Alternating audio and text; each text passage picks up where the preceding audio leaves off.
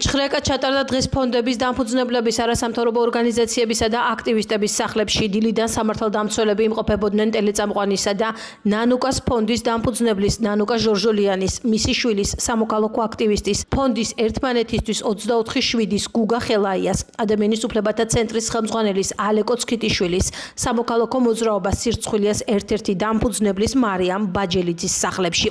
იყვნენ ჩემს ბინაშიც დილიდან, პროკურატურიდან ვართო და 4 ადამიანი შემოვიდა, ტელეფონი ხელში მეჭირა, მაგ დროს და გამომართვეს, დალუქეს და წაიღეს. ბინის სრული ჭხრეკის შემდეგ, რომელსაც მეც ვესწრებოდი, ვერ აღმოაჩინეს ვერაფერი, განოსაწინააღმდეგო და წავიდნენ. მიუხედავად იმისა, რომ მთელი ეს პროცესი ვერ არის სასიამოვნო ჩემთვის, მათი მხრიდან აგრესიას და ნეგატიურ დამოკიდებულებას ადგილი არ ჰქონია. კორპუსის დაცვისგან, როგორც შევიტყვე, სადარბაზოში 30-მდე პოლიციელი იდგა. აცხადებს გუგა ხელაია, რომელიც ერთმანეთისთვის 24/7-ის დამფუძნებელია. ნანუკა ჟორჟოლიანის სახლში სამართალდამცველები დღეს დილით ადრე გამოჩნდნენ. ტელეწამყვანმა Facebook Live-ის ჩართვა შეძლოთ, რომელიც მოგვიანებით გაითიშა. ნანუკა ჟორჟოლიანის სახლში ჭხრეკა რამდენიმე საათს მიმდინარეობდა. ჭხრეკის დაწყების დროს ბინაში იმყოფებოდა ჟურნალისტის არასრულწლოვანი შვილი. ანუ დილის 9 საათი ჯერ არ იყო, როდესაც უკვე მივიღე შეტყობინება ჩემი ადვოკატისგან, რომელიც ასევე არის პროსპერიტის ადვოკატი და მითხეს, რომ იქ შევიდნენ ჭხრეკაზე და იცოდე მაინც ინფორმაციას გაწოდებ, 9 საათი არ იყო.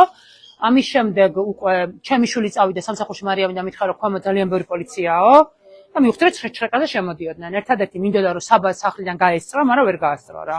პირველი ყველაზე სერიოზული რეაქცია, რაზეც ჰქონდათ, ეს იყო ლაივი და მე მათ ვხსნიდი, რომ მათ მიმართ ნდობა არ მქონდა და შესაბამისად ეს იყო ჩემი დაცვა, მანამდე ვიდრე ადვოკატი მოვიდოდა, რომ ლაივში ყოფილიყო ეს, მაგრამ აი არც კი აპირებდნენ ჭხრეკის დაწყებას, მანამდე ვიდრე ლაივს არ გავთიშავდი. ანუ ეგრე პროკურატურა რო დადო და სუსი ეუბნებოდა რა უნდა ექნა, ანუ ის მოგვიანებით რო გავარკვე, რომ სუსი ყოფილა, ისინი ეუბნებოდნენ, ანიშნებდნენ, ისინი იღებდნენ ერთ-ერთი კეპიანი სუსის თანამშრომელი პირდაპირ ეთერში იღებდა რაღაც მინიშნებებს და პროკურატურა შემდეგ ამის მიხედვით მოძრაობდა.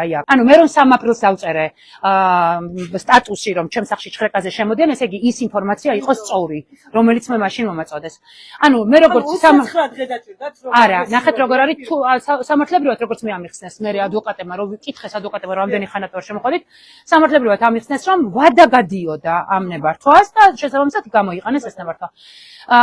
ეძებდნენ დოკუმენტაციას, აქ იყო მთავარი ამბავი ფონდის დოკუმენტაციასთან დაკავშირებით, ანუ სხვა და პრინციპში ყველაფერი ამოიღეს საბას ბავშვობის ნათლობის ვიდეოებით დაწყებული, არ ვიცი, მარიამის დაბადების დღიდან მთელი და ვუხსნიდი, რომ ხო აწერია რაც არის. მაგრამ ხა ამაში რამე ტრაგიზმი კი არა, მე უბრალოდ მინდა გითხრათ რა კომიკურ სიტუაციაში ყველაფერს აპატინებოდნენ. თუ გავთავის მოოდინი. კი, ტექნიკაც ამოიღეს. ანუ საბოლოო ჯამში ამ შეკითხვას უპასუხა რა ამოიღეს? ამოიღეს ისეთი ძველი ტელეფონები, რომ არ ირთვება და ეხლა რადგან აქ დავახვედრა, ესე იგი პრობლემა არ არის. დანარჩენი კიდე რა ვიცი, ამოიღეს ეგრეთ წოდებული ფლეშკები თუ რაღაცები, რომელიც ჩემი არ არის, ჩემი შვილების არის, მარიამის არის და მარიამა იდარდეს. ნახეთ როგორ არის, მე როგორ გავაგზელებ, ახლა აქ როგორი რაღაცაა, ჯერ დაგვაყადაღეს და გვითხრეს რომ გაჩერდით რა. და შეჩერდით. ეხლა ნახეთ როგორ არის სინამდვილეში აქ ესე ვინც არ შეჩერდა, არ შეჩერდა იმიტომ კი არა რომ სხვებს უბრალოდ არ აქვთ ის არ ქონდათ ვალდებულება აღებული პატიმრების წინაშე, ხო? და არ შევჩერდით რა. ეხლა მეორე ეტაპი იყო რომ შემოვიდნენ ჭხრეკაზე. ეხლა მითხეს რომ კიდე შეჩერდით. ეხლა ჩვენ მე ხო არ შევჩერდები ეხლა. შემდეგი ეტაპი იქნება კიდე სავარაუდოდ რაღაც ბრალს ამიყენებენ პროკურატურაში დამიბარებენ საზეიმოდ. მე კიდე არ შევჩერდები და ბოლოს ოდღვა მეტყვია რომ თუ არ მოისვენებ ეხლა ბორკირებს დავადებ. ჭხრეკა ჩატარდა სამოქალაქო აქტივისტის სირცხვილიას ყოფილი წევრის მარიამ გეგუჩაძის ბინაშიც. გეგუჩაძე ჟურნალისტისა და ნანუკას ფონდის დამფუძნებლის ნანუკა ჟორჟოლიანის შვილია. მარიამი და მისი ადვოკატი ჭხრეკის დროს მის საკუთარ ბინაში სამართალდამცველებმა არ შეუშვეს. სახლში მარიამის ბიძა იმყოფებოდა. მერე აგერ არის ადვოკატის მოწმობა. ეს არის ბინის მეპატრონე. გვინდა შესვლა. სამართლებრივად მითხარით, რატო არ მიშვებ? კანონს არ იცავთ ახლა. და აქ საზოგადოებრივ უსაფრთხოება, შიგნით არაფერი არ არის საფრთხის მატარებელი. ჩვენ ვიცავთ აქ საზოგადოებრივ წესრიგს. რა არის საზოგადოებრივ წესრიგი? რაში გამოიხატ საფრთხე რა საფრთხეა? რო არ შეუშალოთ საგამოძიებო მოქმედებას ხელი. არ უნდა შეუშალო. მონაწილე ვარ საგამოძიებო. ანუ შეგ შესაბამისებას უწყებას გაუკავშირდით. შესაბამისი უწყებაც არ ვიცით ვინ არის. რა არის შესაბამისი უწყება? მითხარით, რომელი უწყება ის მაინც თქვით. იქნებ კონსტიტუციაში დაგვიმტკიცა რომ შენი სახლია, რაც ასევე სასაცილოა, იმიტომ რომ იქით რომ უნდა ვუმტკიცო, ჩემს სახლში შევიდნენ, იმიტომ რომ ჩემი სახლია და მე ხა უნდა ვუმტკიცო რომ ჩემი სახლია, რომ შემიშვენ და დამასწრონ.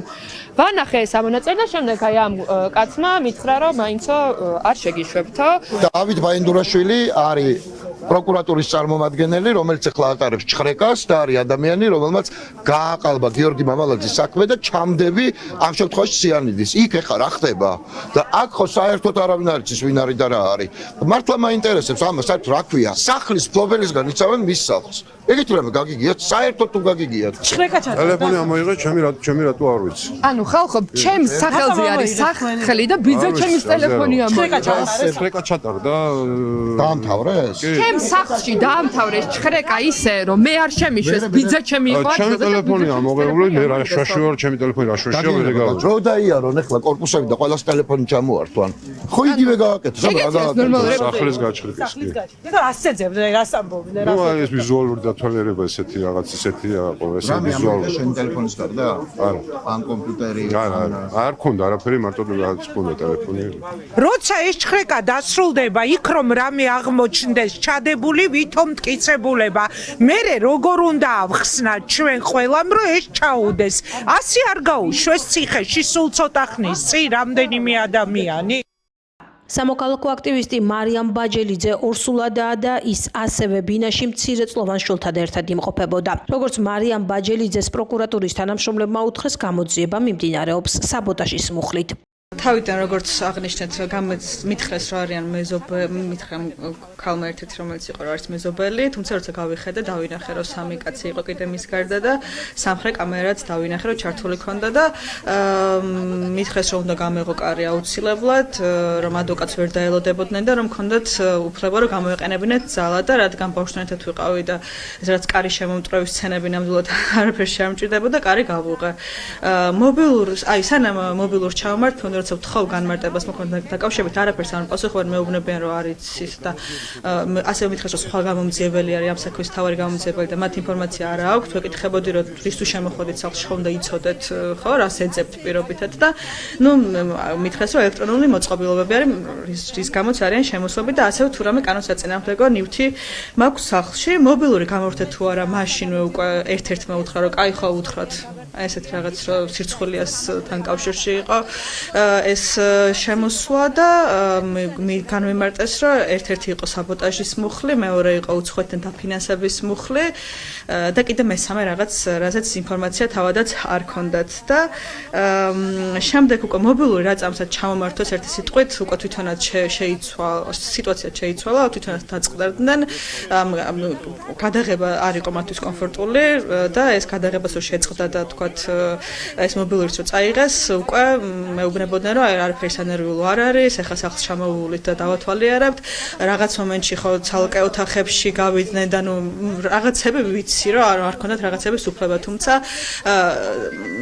უთენია რომ დაგადგებიან, საკმაოდ სტრესული გამოცდილება იყო და ამიტომ ბოლომდე მე მგონია რომ საკუთრებები ვერ დავიცავი, მაგრამ ადვოკატიც რო ყოფილიყო და ყველაფერი რომ ისე იყოს როგორც საჭიროა რა თქმა უნდა ჩემი მხრიდან ამ პროკურატურის და ამ სასამართლოს პირობებში საკუთარი სიმართლის დადგენა არის ალბათ შეუძლებელი და ეს უთხარი კიდევაც და განუმარტე რომ ასე ვფიქრობდი პროკურატურასაც და სასამართლოსაც. ასევე იპოვეს დედაჩემის და ჩემი ძმის კუთვნილი ლეპტოპი, რომელზეც დიდხანს ფიქრობდნენ წაიღოთ თუ არა და საბოლოოდ იმჟელეს და წაიღეს, დალუქეს, თუმცა ვერ ჩართეს, იმიტომ რომ არც ვიცი ირთვება თუ არა, მობილური წაიღეს და არც ვიცი რას მეუბნებოდნენ რომ კოდი გითხარი, თუ კოდს გვეტყვი, პროცესად დაგიბრუნებენ, მაგრამ კოდი რა თქმა უნდა არ ვთხარი. პროკურატურის თანამშრომლები დღეს დილით მივიდნენ ადამიანის უფლებათა ცენტრის ხელმძღვანელის ალე კოცქიტიშვილის ბინაშიც. ინფორმაცია მისმა ცოლმა ნინო ხუტურიძემ გაავრცელა სოციალური ქსელით. პროკურატურის თანამშრომლებმა, როგორც ალე კოცქიტიშვილმა განმარტა, სამსახურის ლეპტოპი და ტელეფონი ამოიღეს. ჩამომიყვანეს ავტობუსიდან და ქუჩაში გამჩხიკეს.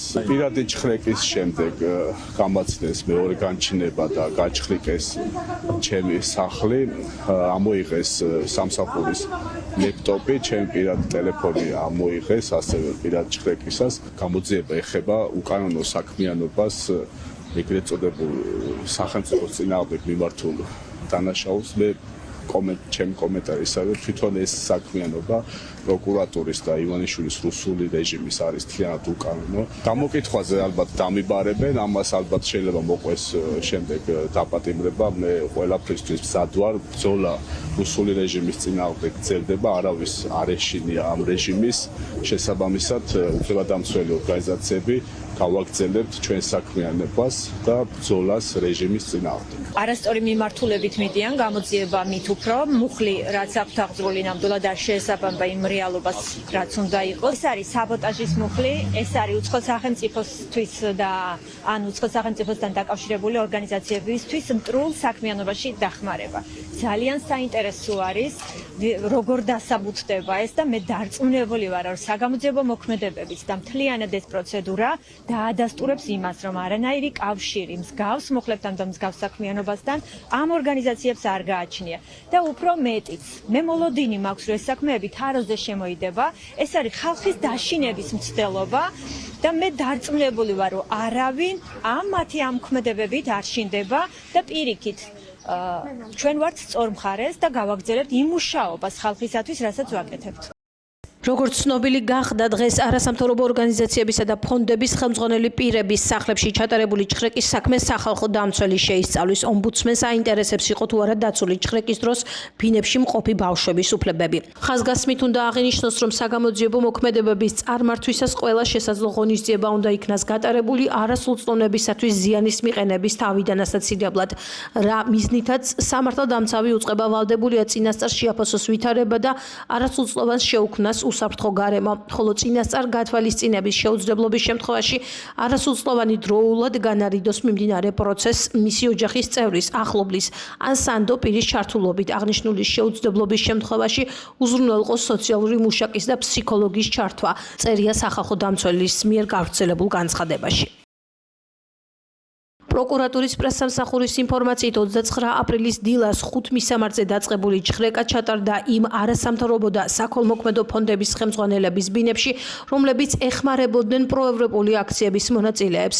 პროკურატურის ცნობით საქმე ეხება საბოტაჟის, დამამძიმებელ გარემოებაში საბოტაჟის მცდელობის, უცხოეთის ორგანიზაციისათვისა და უცხოეთის კონტროლს დაქვემდებარებული ორგანიზაციისათვის მტრულ საქმიანობაში დახმარება, საქართველოს კონსტიტუციური წყობილების და ეროვნული უშიშროების საფუძვლების წინააღმდეგ მიმართული საქმიანობისათვის ფინანსების მობილიზების ფაქტზე მიმდინარე გამოძიებას.